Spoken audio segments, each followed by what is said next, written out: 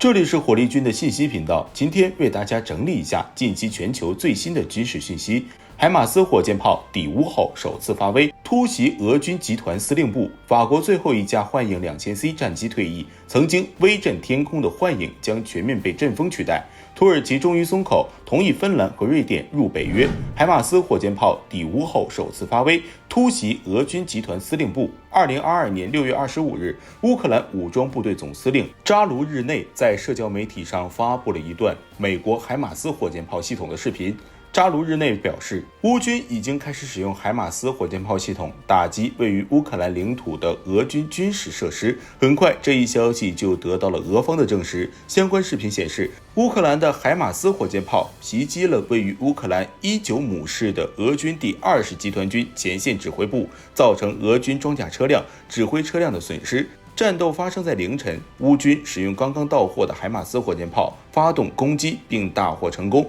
俄军指挥部车辆被炸毁，其他装备也出现严重损失，而打击现场可以用一片狼藉来形容，足以看到海马斯火箭炮的威力。另外，海马斯也展现出强大的机动性，在打击之后5分钟内就转移了阵地，让俄军根本来不及反攻。这一次，俄军吃了一次暗亏，俄罗斯此前的担心也成真。作为一款远程火箭炮系统，海马斯可以在70公里外发动远程打击，而70公里还不是其射程的上限。使用陆军战术导弹后，射程可以达到300公里，不仅让俄军难以反攻，甚至能一炮打到俄罗斯本土。这无疑会对俄罗斯造成巨大威胁，但对乌军来说却是极大的优势。用乌方自己的话来讲，虽然乌军只获得了4门海马斯，但这4门至少可以击中俄方上百个目标，这足以改变俄乌的战场的战局，并有望在20天内击败俄军。目前乌俄在战场上对乌军威胁最大的就是俄军的重炮集群。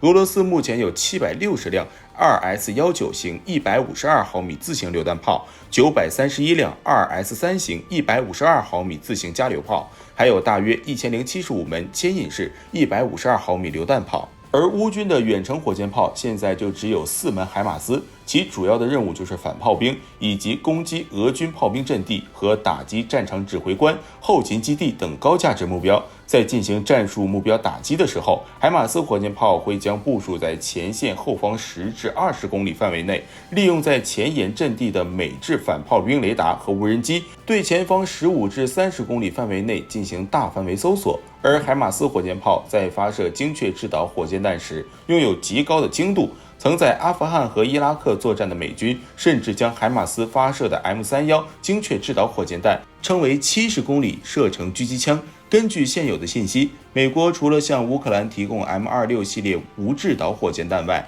也提供了 M31系列精确制导火箭弹，而没有提供 M30系列精确制导火箭弹。而之所以没有提供 M30系列精确制导火箭弹，是因为其配备的是多用途集束战斗部。任何集束武器都存在子炸弹起爆率偏低的问题，如果能提供 M30系列精确制导火箭弹，很可能导致这些未成功起爆的子炸弹伤害平民。而 M31系列精确制导火箭弹虽然在最大射程不超过80公里，但其配备的高爆战斗部却具备一定的亲测能力，很适合打击这些战场上的硬目标。可惜美国政府出于多种考虑，没有将与海马斯火箭炮配套的陆军战术导弹系统援助乌方，否则即便是位于克里米亚的俄军重要设施，也将被纳入乌军的打击范围。此次打击俄军前线指挥部这种高价值目标，乌方是得到了美国的情报支持。美国国防部副部长科林·卡尔就曾表示，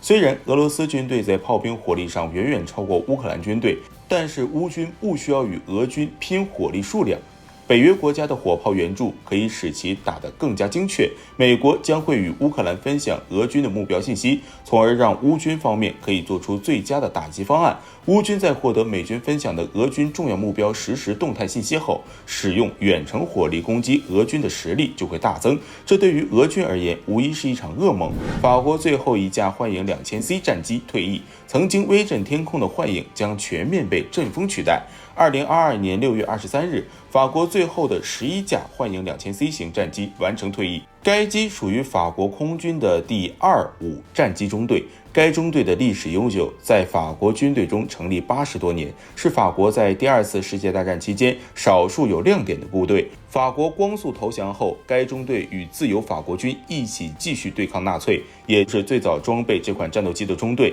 为此，法国空军还专门为其举办了一场隆重的仪式。而伴随着该型战机的退役，被誉为法兰西之岛的25战机中队也宣告撤编。当然，这只是暂时的，等到2024年新一批阵风战机生产下线后，该中队在换装新的阵风战机的同时也恢复编制。幻影2000是法国达索公司研发的第4代多用途战斗机，继承了幻影3和幻影4经典的无尾翼三角翼气动布局，具有极高的辨识度，同时将祖传的涡喷发动机换成涡扇发动机，还在欧洲战机中率先使用电传飞控系统和颈部稳定机身布局，既有幻影3引以为傲的高速截击能力，又大幅改善了中低空格斗的战斗能力。这一次退役的幻影 2000C 型属于幻影目前在役的最老版本，配备汤姆逊公司研制的 RDM 多功能脉冲多普勒雷达，以及推力较小的 M535 型涡扇发动机。由于两者性能都不怎么样，在1987年后，幻影 2000C 改用了搜索距离增至150公里，具备更强的下视下射能力的 RDI 雷达和 M53P2 涡扇发动机。在幻影 2000C 刚进入法国空军服役时，它是当时欧洲最先进的战斗机之一，但以现在的标准来看，幻影 2000C 属于典型的早期型4代机。值得一提的是，美国军事观察杂志更是将这批幻影 2000C 称为现役空战能力最差的第4代战斗机。在目前各国的现役4代机中，幻影 2000C 服役的时间较早，与苏联的米格29服役时间相同，仅次于美国的几款4代机。在20世纪80年代到90年代，幻影2000被认为不如美苏的同类机型，包括发动机、电子设备、导弹武器的性能都较差。而目前欧洲各国都已经开始更换 F-35战斗机，别说幻影系列战机了，